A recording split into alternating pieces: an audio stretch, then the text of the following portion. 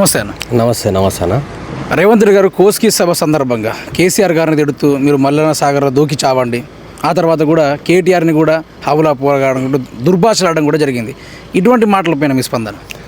అన్న, వాళ్ళు రేవంత్ రెడ్డి ఇందిరమ్మ రాజ్యం మా యొక్క పాలన, ఇందిరమ్మ పాలన అని అన్నాడు. ఆయనకు పదవి ఇచ్చిందేమో సోనియమ్మ అని అన్నాడు. వాళ్ళేమో అమ్మని చూస్తాడు, మందికేమో అవ్వా అవ్వా అని చెప్పేసి తక్కువ చేసి మాట్లాడి తిడతాడు ఈయన. అని అంటే ఈయన యొక్క ఫ్రస్ట్రేషన్ ఏ విధంగా ఉన్నదని అంటే అన్న, రేవంత్ రెడ్డి మీరు అబ్జర్వ్ చేయండి. రేవంత్ రెడ్డి మాట్లాడినటువంటి 50 నిమిషాల వ్యవధిలో దాదాపుగా 49 నిమిషాలు కేసీఆర్ పేరుతోటే మాట్లాడినావు. అదే కేసీఆర్ గారు 2 గంటలు మాట్లాడిన ప్రెస్ మీట్లో కానీ మీటింగ్లలో కానీ ఏ ఒక్క సెకండ్ కూడా వాని పేరు తీయలే. అరే నాయన, నేను ముఖ్యమంత్రినా కాదా, అసలు నన్ను ముఖ్యమంత్రిగా ట్రీట్ చేసలేడు దీని, అరే ఎట్టబోయి అని చెప్పేసి ఆయన యొక్క ఫ్రస్ట్రేషన్. మీరు నిన్న ఒక ఫోటో చూడండి, ఆయన మాట్లాడే ఫోటో చూడండి, ఆయన మాట్లాడేటప్పుడు చూడండి. రేవంత్ రెడ్డికి మందు అలవాట్లేదు, రేవంత్ రెడ్డికి తాగుడుకి సిగరెట్ అలవాట్లేదు, అయినా కూడా ముఖం ఉబ్బింది. ఎందుకు ఉబ్బింది అని అంటే రాత్రంతా ఏడిచిండంట. అని అమ్మ రేవంత్ రెడ్డి ఎందుకు ఏడుస్తున్నావు అని వాళ్ళు ఆవిడ అడిగితే 2 గంటలు ప్రెస్ మీట్ పెట్టండి కేసీఆర్, కనీసం నా గురించి మాట్లాడ్డా, నన్ను ముఖ్యమంత్రిగా కూడా చూడ్డా, ఒక మాజీ ముఖ్యమంత్రి అయి ఉండి నన్ను ముఖ్యమంత్రిగా ట్రీట్ చేయకపోవడం ఏందని చెప్పేసి ఒకటే వాళ్ళ ఏడుచుడట. ఉర్రా ఆయన ఏంది, నువ్వు గిట్లెందుకు చేస్తావు అని చెప్పేసి వాళ్ళంతా ఓదార్చి వాళ్ళని నిన్నేమో ఆ మీటింగ్ పంపితే వాడిగా దంచుడే. ఇక ఆడ ముందు ఎవడున్నాడు, ఆ సభ ఏంది, దాని ఉద్దేశం ఏంది, దాని కథ ఏంది, ఆడ ముందు పిల్లలు ఉన్నారా, మహిళలు ఉన్నారా, ఉపాధ్యాయులు ఉన్నారా, నిరుద్యోగులు ఉన్నారా, ఏం చూడడు. కొట్టుడే కేసీఆర్ని తిట్టాలి, కేసీఆర్ సాగు కోరుకోవాలి. గిదా అబ్బాయి నువ్వు చేస్తే అన్న, ఒకటి కుక్కని తీసుకొచ్చి సింహాసనం మీద కూర్చోబెట్టినా కూడా దాని యొక్క స్వభావాన్ని మార్చుకోద్దు. అది మళ్ళా పోయి బురద తప్పది. నేను ఒక రాజు లెక్క ఫీల్ అయ్యి అట్లా ఉన్నది. నీకు ఎలక తోలు తీసుకొచ్చి సంవత్సరం అంతా ఉతుకు, అది నలుపే కానీ అది తెలుపుకు రాదు. ఈ రేవంత్ రెడ్డిని ఎంత చెప్పినా కూడా వాని బుద్ధి మారదు, వానికి జ్ఞానం రాదు, వానికి తెలివి లేదన్న. కాబట్టి వీని గురించి ఎక్కువ ఆలోచించాల్సిన అవసరం కూడా లేదు. ఎందుకనంటే వీని భాషలో తిట్టాలనుకుంటే బాజాబ్తుగా 10,000% ఎక్కువ తిడతాం. కానీ మమ్మల్ని సంస్కారం నేర్పిండు మా నాయకుడు, మమ్మల్ని అట్లా మేము తిట్టాం. అరే నీ అవ్వ అని నేను కూడా అంట, కానీ అనద్దు, నాకు సంస్కారం అడ్డొస్తుంది. అరే లుచ్చా అని నేనే అంట, కానీ నేను అనలేను కదా. అరే దొంగ అని నేనంట, కానీ నేను అనద్దు కదా. అరే నువ్వు చచ్చిపోతావని చెప్పి నేను కూడా అనొచ్చు, కానీ ఎందుకన్నా నేను నా యొక్క నాయకుడు అట్లా అంటాడు కాదు. ఆయన మా నాయకుడు ఎట్లుంటాడో మేము కూడా అట్లే ఉంటాం. కానీ ఈడు సాగు కోరుకుంటాడు.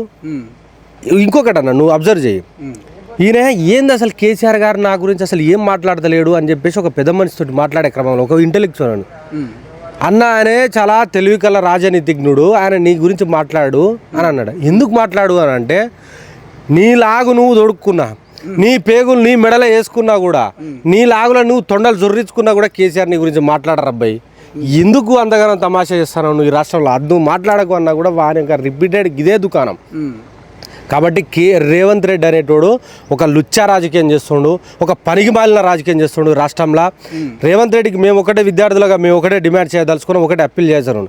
నువ్వు మొగోనివైతే కేసీఆర్ కంటే ఎక్కువ సంక్షేమ పథకం చేయబోయి, నువ్వు మొగోనివైతే కేసీఆర్ తీసుకొచ్చిన నీళ్ళ కంటే ఎక్కువ నీళ్ళు తీసుకురా, నువ్వు మొగోనివైతే కేసీఆర్ ఇచ్చినటువంటి ఉద్యోగాల కంటే ఒక 2 ఉద్యోగాలు ఎక్కువ, నువ్వు మొగోనివైతే కేసీఆర్ తీసుకొచ్చిన ప్రతి జిల్లాకి ఒక మెడికల్ కాలేజ్ నువ్వే మొగోనివైతే ఇవాళ IIIT, బాసరా అలాంటి IIM, ఐసర్ లాంటి ఇన్స్టిట్యూట్లను ఇస్తా అని చెప్పింది కేంద్రం. దాని గురించి మాట్లాడరా అబ్బాయి, మొగోను అనిపించుకో.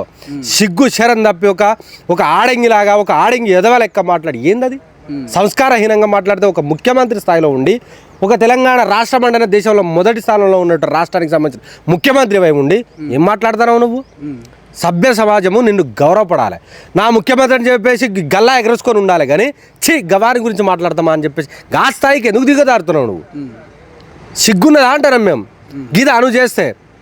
ఇదంతా చూస్తే ఎంటైర్ సినారియో చూస్తే మాకు ఒకటే అబ్జర్వ్ అయింది.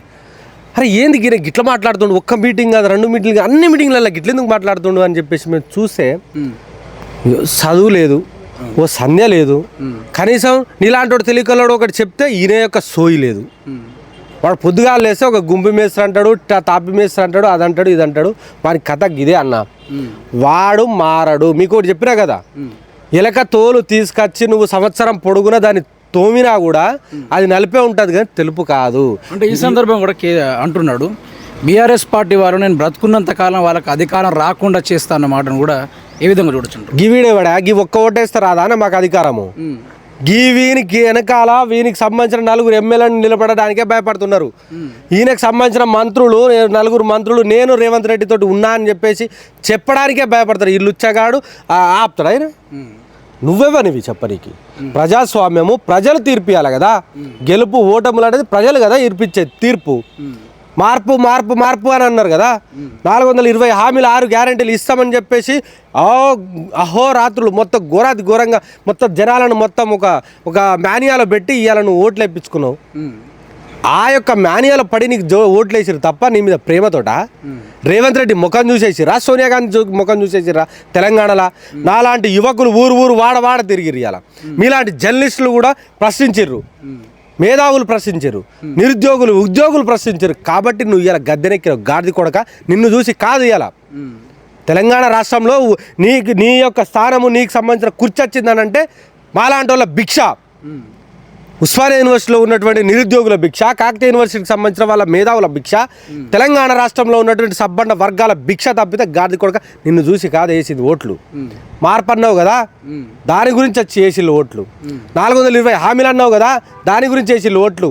నువ్వు నిరుద్యోగులకు 2 లక్షల ఉద్యోగాలు ఇస్తా అని చెప్పినావు కదా, దానికోసం వేసిరు ఓట్లు. 2000 పెన్షన్ 4000 చేస్తా అన్నావు కదా, దానికోసం వేసిరు ఓట్లు నీకు. రైతులకు 15,000 రూపాయల మన రైతు బంద్ వేస్తా అని చెప్పినావు కదా, దానికోసం వేసిర్రా బాబు. నిన్ను చూసో నీ యొక్క సంక్షేమం చూసో కాదు. నీ యొక్క రాహుల్ గాంధీకే ముఖం లేదు వీడికి రావడానికి. నన్నేడ చెప్పుతో కొడతారు తెలంగాణ రాష్ట్ర ప్రజలు. ఇక్కడ ఉన్నోళ్ళు విఘ్నులు, మేధావులు, ఇక్కడ ఉన్నోళ్ళు పోరాట తత్వం కలిగిన వాళ్ళు. కాబట్టి నేను అప్పుడేదో వచ్చి ఘోరమైన హామీలు ఇచ్చిపోయినా ఇవాళ నేను కనబడితే చెప్పు తీసుకొని కొడతారని చెప్పేసి వాడు ఢిల్లీలో దాక్కున్నాడు. ఏం చెప్తామన్నా, ఈడో ముఖ్యమంత్రి విందో కథ విందో గీదా అంటున్నాడన్నా. ఈయనకు 4 సెక్యూరిటీ గార్డులు లేకుండా బయటకు వస్తేనే ముఖ్యమంత్రి అని గుర్తుపట్టరన్నా. 4 గన్మెన్లు వచ్చి హడావుడి చేస్తే తప్ప ఈడు ముఖ్యమంత్రి అని ఎవరికి తెలుస్తలేదు. అర్థమైందా మీకు? ఇవాళ ఈయన చేస్తుంది ఏందన్నా, మెస్సీ గాడొస్తే వానికి బౌన్సర్ గిరి చేస్తాడన్న ఈయన ముఖ్యమంత్రి. ఈ రాష్ట్రానికి ముఖ్యమంత్రి నువ్వు. మెస్సీ వస్తే ఎవడే ఆ మెస్సీ? మెస్సీకి నాకేం సంబంధం? తెలంగాణ రాష్ట్రానికి నీకు మెస్సీకి ఏం సంబంధం? నువ్వు నీ మనవాడు ఆడుకోవడానికి మెస్సీని పట్టుకొస్తారు. తెలంగాణ రాష్ట్రంలో ప్రజలు ఇవన్నీ గమనిస్తలేరు అనుకుంటున్నారా? 200 కోట్లు నీళ్ళపాలు చేసిన గాడిదలు వీళ్ళు. గురుకుల విద్యాలయాల స్కూళ్ళల్లో పిల్లలు విషాహారం తిని చచ్చిపోతున్నారు. 200 కోట్లు అయ్యే వాళ్ళకి పెడితే ఇవాళ వాళ్ళ బతుకులు మారేటి కదా, వాళ్ళు బాగుపడేటోళ్ళు కదా, వాళ్ళు బతుకుండేటోళ్ళు కదా. నా కొడక నువ్వు నీ యొక్క మనవని కోసం, నీ తమ్ముని కొడుకు కొండలరెడ్డి కొడుకు కోసం నువ్వు ఇవాళ దుకాణం పెట్టి వానికి మళ్ళీ అందులో కూడా ఈయన మెస్సీకి నాకు బౌన్సర్ గిరి రాకురు పక్కకి ఎవరు రాకురు అని చెప్పేసి దూరం ఉంచుతుండ అందరినీ. గిదా అన్ను ముఖ్యమంత్రి చేస్తే ఉండాలి. భారతదేశంలో లేరా ప్లేయర్స్? తెలంగాణ రాష్ట్రంలో లేరా ప్లేయర్స్? వాళ్ళతో ఆడు పోయి గల్లా ఎగరేసుకొని చెప్తాం. గా పని చేయాలి కానీ ఎవరికో పట్టుకొచ్చి ఏంద్ర నాయన ఈ దుకాణము ఎవరికి అర్థం కాని పరిస్థితిలో ఉన్నది అలా. కాబట్టి వీళ్ళు ముఖ్యమంత్రిగా ఎవరిని ట్రీట్ చేస్తలేరన్న. ఈవెన్ వచ్చిన మెస్సీ కూడా ట్రీట్ చేయలేదు. నేను సెర్చ్ చేసిన మొత్తం ఇన్స్టాగ్రామ్ ఐడి సెర్చ్ చేసిన మెస్సీది, ట్విట్టర్కి సంబంధించిన హ్యాండిల్ సెర్చ్ చేసిన ఒక్క దాంట్లో వీనికి సంబంధించిన ఫోటో పెట్టలేదు, ఆ ఈవెంట్కి సంబంధించిన ఫొటోస్ పెట్టలే అన్న. మీకు చూపెట్టాలి ఇప్పుడు ఒక్కటి పోస్ట్ చేయాలి అని అంటే నువ్వు చేసింది ఏంది? తెలంగాణ రాష్ట్రానికి గెలగబెట్టింది ఏంది? వాడు వచ్చినట్టు ప్రపంచానికి తెలిసింది ఏంది? ఇది వీన కథ. ఏ 80% వీడు వర్తే ఫెయిల్ అన్న. వీడు కాదు 10 సంవత్సరాలు కాదు 50 సంవత్సరాలు నేను ఉంటా అని చెప్పేసి అంటుండే కదా. అదే మాటలా మేము 100 సీట్లు కొడతాం 20 సంవత్సరంలో. బీఆర్ఎస్ పార్టీ వాళ్ళకి ప్రతిపక్ష హోదాను కూడా దక్కని కూడా చెప్తున్నాం. 100 చెప్పుల మీద పడకుండా చూసుకోవాలి వీళ్ళు. 100 చెప్పులు మీద పడకుండా చూసుకోవాలి. సిగ్గు శరం లేదు. దెబ్బకు గ్రామ పంచాయతీ ఎలక్షన్లల్లో చెప్పు తీసుకొని కొట్టినట్టు సమాధానం చెప్తే దెబ్బకు ఎంపీటీసీ జడ్పీటీసీ ఎలక్షన్లను పోస్ట్ పోన్ చేసిండు. ఈయననట 100 సీట్లు గెలుస్తాడట. ఎవరికి చెప్తున్నావు అయ్యా నువ్వు? 100 సీట్లు ఏడుకెళ్ళి వెళ్తావు నువ్వు? ఎగ్జాంపుల్ చెప్తా నీకు. మా యొక్క పాలకృతి కాన్స్టిట్యున్సీలోనే మాకు 2023లో బీఆర్ఎస్ పార్టీకి వచ్చిన ఓట్ల కంటే 5,000 ఓట్లు మొన్న ఎక్కువ వచ్చినాయి. 5,000 ఓట్లు మొన్న ఎవరికి చెప్పు తీసుకొని కొడతాం చెప్పు? ఇక నువ్వు ఏడుకెళ్ళి గెలుస్తారు వీళ్ళు. గుర్తు లేకపోతేనే ఇవాళ గుర్తుంచుకొని మరి బీఆర్ఎస్ పార్టీకి సంబంధించిన అభ్యర్థులను కొట్టిల్లన్నా. రేపు గుర్తులే వచ్చినాయి అనుకో, కారు గుర్తు వచ్చింది అనుకో, నీకు బ్యాలెట్లు జరుగుతాయి, వీళ్ళ యొక్క ప్యాంట్లు కూడా వలుగుతాయి. నువ్వు చూడు. అందుకోసమే కదా పోస్ట్ పోన్ చేసింది. వాళ్ళకి ధైర్యం లేదన్న. ఏదో ఆయనకు పైసాచిక ఆనందము, వాళ్ళకి సంబంధించిన ఒక ఆడ ఈడ ఒక ఇద్దరు ముగ్గురు నలుగురు క్యాడర్ ఉంటారు. ఈయన లెక్కనే ఒక రేవంత్ రెడ్డి ఇంటి ముందు ఒక నాలుగైదు కుక్కలు ఉంటాయి, కట్టేసినాయి, అల్సేషన్ కుక్కలు అంటారు చూసినావా, ఒక 2 బిస్కెట్లు వేయగానే మురుగుతా ఉంటాయి అన్నట్టు. అలాంటి కుక్కలకు మనోధైర్యం ఇవ్వడం కోసము, అరే మన పార్టీ కూడా ఉన్నది రాబాయ్ అని చెప్పడం కోసం తప్ప వేరేది ఏది లేదన్న. 100కు 10,000% కేసీఆర్ గారు ఈయన గురించి మాట్లాడకపోవడం వల్ల, ఈయన పేరు ఎత్తకపోవడం వల్ల, ఈయన ఒక ఫ్రస్ట్రేషన్కి లోనయ్యి, స్ట్రెస్కు లోనయ్యి, ఈయన యొక్క సైకలాజికల్గా డిజార్డర్ లోనయ్యాడు. ఇవాళ అలాంటి వ్యాఖ్యలు చేస్తుండే తప్ప వేరే విధంగా లేదు. ఎక్కడ కూడా గ్రౌండ్లో ఈయన గురించి డిస్కషనే లేదన్న. ఇప్పుడు కేటీఆర్ గారిని కూడా నా స్థాయి అనేది హౌల పోరగా అనుకుంటూ కూడా దూషించడు. నిజంగా స్థాయిల గురించి మాట్లాడుకుంటే ఏ విధంగా చూస్తారు? కేటీఆర్ గారి ఫోన్ నెంబర్ ప్రపంచ దిగ్గజాలైనటువంటి 500 మంది దగ్గర కేటీఆర్ గారి యొక్క ఫోన్ నెంబర్ ఉన్నది. ఈ రేవంత్ రెడ్డి గారిని ఉన్నా అన్న? కేటీఆర్ గారు ఇప్పుడు ఫోన్ చేస్తే ప్రపంచంలో ఉన్నటువంటి దిగ్గజ సంస్థలకు సంబంధించిన అధినేతలు వస్తారు, ఈయన చెప్తే వస్తారా అన్న? కేటీఆర్ గారు నిత్యం శ్రమించి తెలంగాణ రాష్ట్రానికి తీసుకొచ్చిన అమెజాన్ సంస్థ, యాపిల్ సంస్థ, గూగుల్ సంస్థ, అది కేటీఆర్ గారి ఇది. కేటీఆర్ గారికి ఎన్ని అవార్డులు వచ్చినాయి అన్న? యూత్ ఐకాన్ అవార్డు ఇచ్చిల్లు ఆయనకు.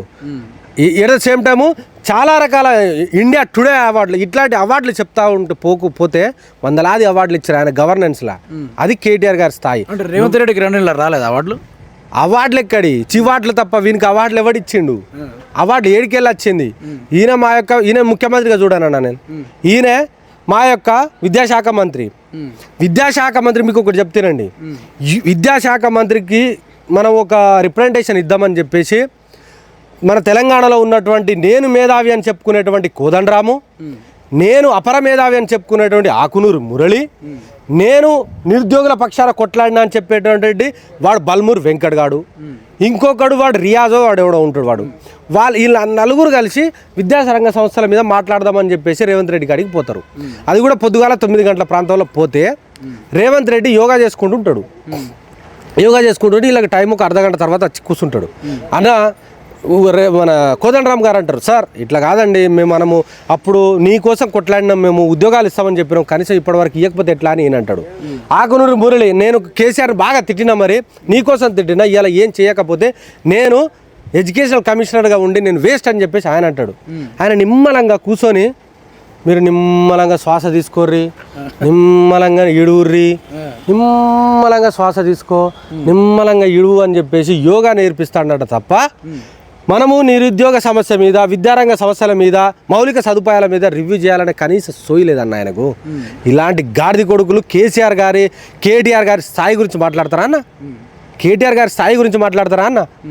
ఇలా కేటీఆర్ అంటే ఒక బ్రాండ్ అన్న తెలంగాణలో, ఈవెన్ మన ఇండియాలో బ్రాండ్.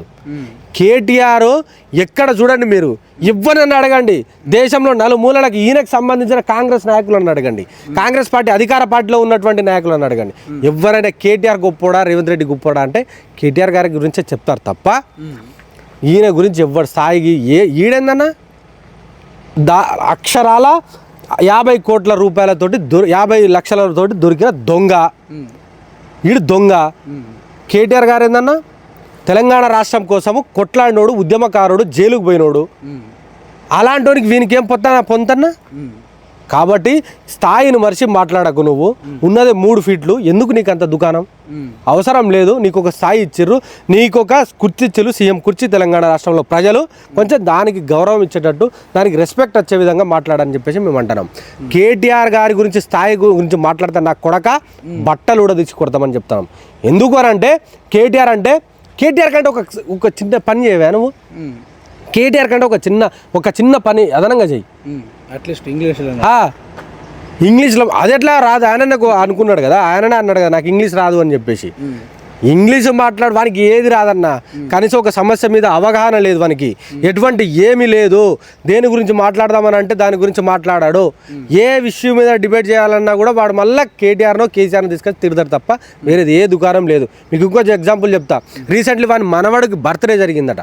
మనవడు బర్త్డే జరిగితే కూడా కేక్ కట్ చేసే క్రమంలో కూడా కేటీఆర్ని తిట్టాలి రబ్బాయి, మీరేంద్ర హ్యాపీ బర్త్డే అంటున్నారు అందరు అంటున్నట. గిదా వాని మానసిక స్థితి ఎటుపోతుంది? ఏం చేయాలనుకుంటున్నావు? కాబట్టి అట్లాంటి కేటీఆర్ స్థాయికి వీడు అసలు మనిషే కాదు. వీని గురించి పోల్చుడు కూడా దండగే.